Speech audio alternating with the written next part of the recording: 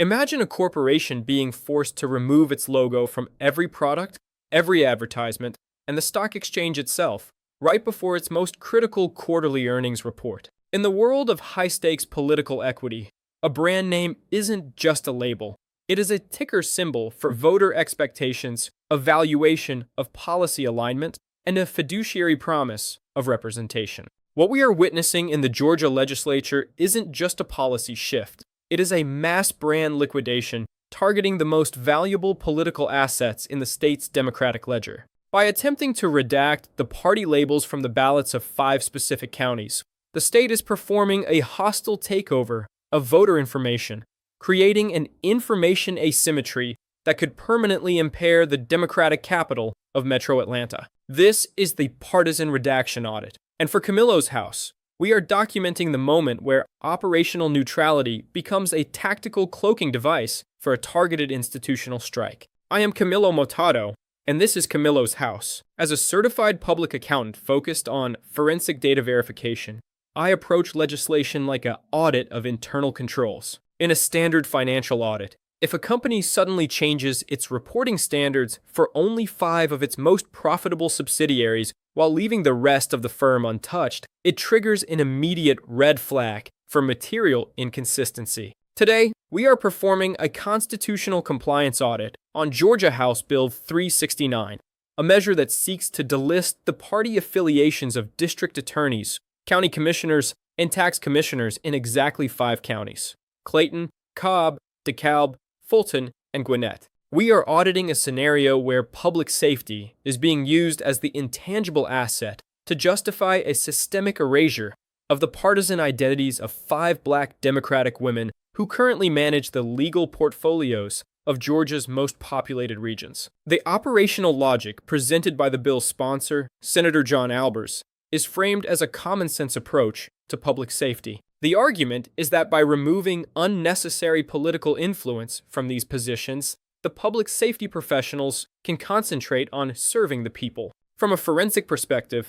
this is a claim of operational neutrality. However, in any management review, we have to look at the scope of application. If the goal is truly to remove political influence from the role of the prosecutor, then why is the standard operating procedure not being applied to all 159 counties in Georgia? Why are the rural ledgers allowed to keep their partisan branding while the metro portfolios are being forced into liquidation? When a rule is applied selectively to a specific demographic segment, the audit opinion moves from unqualified to adverse. Fulton County District Attorney Fani Willis has issued a direct disclosure regarding the intent of this bill, calling it unconstitutional and politically motivated. She explicitly identified a material variance in how the law targets 5 African American women Democrats who were chosen by the voters of their respective counties. From a human capital perspective, we are looking at the top management of the 5 most diverse and economically significant counties in the state.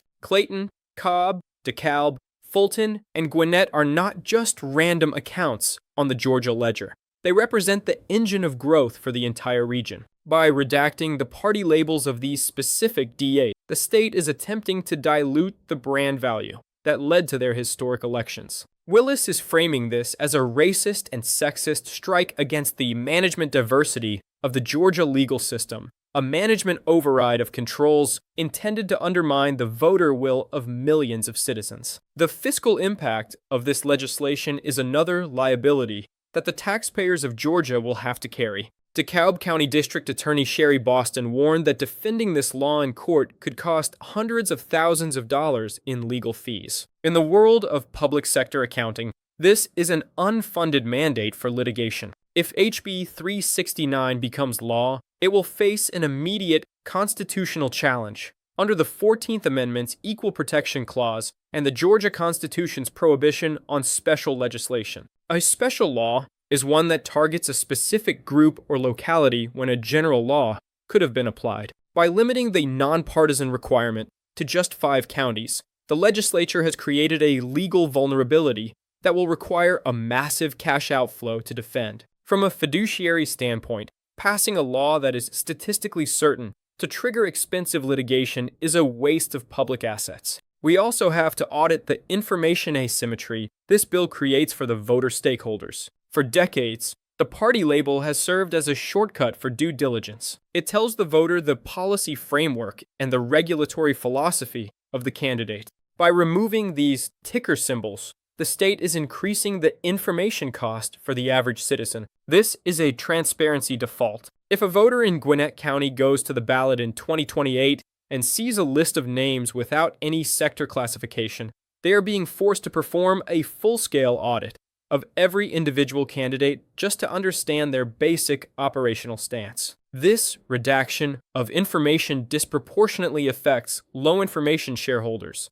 the very voters the DAs argue are being targeted for disenfranchisement. The supporters' ledger argues that this will improve public safety focus. But as a CPA, I ask, what is the measurable outcome? There is no historical data to suggest that a nonpartisan district attorney is more efficient or solvent than a partisan one. In fact, most public safety assets, like sheriffs, are notably excluded from this bill, remaining as partisan line items. This inconsistency in application proves that the neutrality argument is an impaired narrative. If the legislature truly believed that politics had no place in public safety, then the sheriff's account would have been the first one moved to the nonpartisan ledger. The fact that it wasn't suggests that this bill is a strategic carve-out designed to target a specific political asset class, the Metro Atlanta prosecutors who have recently challenged the executive management of the state. The demographic audit trail of these 5 counties is unmistakable. They are the most racially diverse and Democratic-leaning business units in Georgia.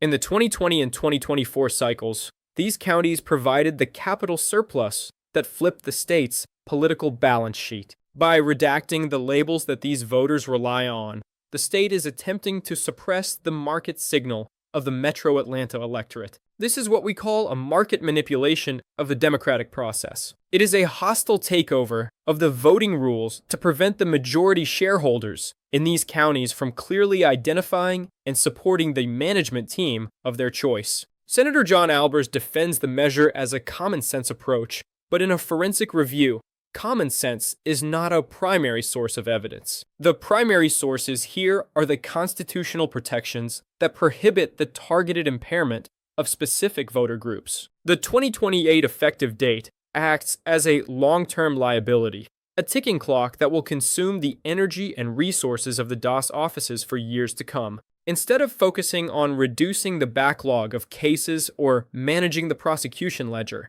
Willis and Boston are being forced to audit their own survival. This is a diversion of human capital that directly undermines the very public safety the bill's sponsors claim to protect. Fani Willis has characterized this as a continuation of Burt Jones's political attack. In auditing terms, this is a related party conflict. Lieutenant Governor Burt Jones has been a vocal critic of Willis's forensic audit of the 2020 election. By supporting a bill that would liquidate the brand of his primary legal opponent, Jones is engaging in a conflict of interest that should be disclosed on every page of this legislation. The bill isn't just a policy adjustment. It is a settlement of a personal account using the regulatory power of the state government. This institutionalization of grievance is a material weakness in the Georgia legislative process. The final reconciliation of HB 369 reveals a statutory default on the principle of equal application of the law.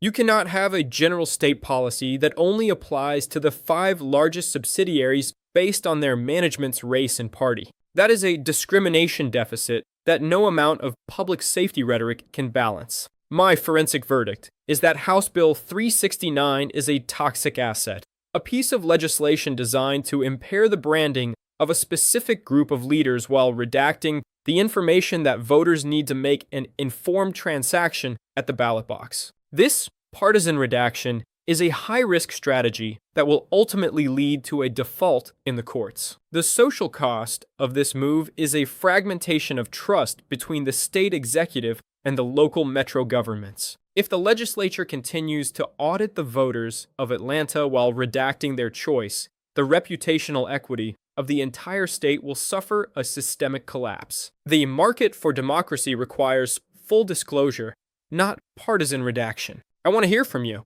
Is the removal of party labels a genuine step toward operational neutrality, or is it a tactical strike against the management diversity of Metro Atlanta? Should the standard operating procedure of nonpartisan elections be applied to all 159 counties, or is this special legislation a necessary local adjustment? Let me know in the comments. Your perspective is the only audit that matters when the information assets of the voter are being redacted in the halls of power. I am Camilo Motado, and this is Camilo's House. Subscribe to stay informed on the numbers, the laws, and the truth behind the headlines. Stay safe.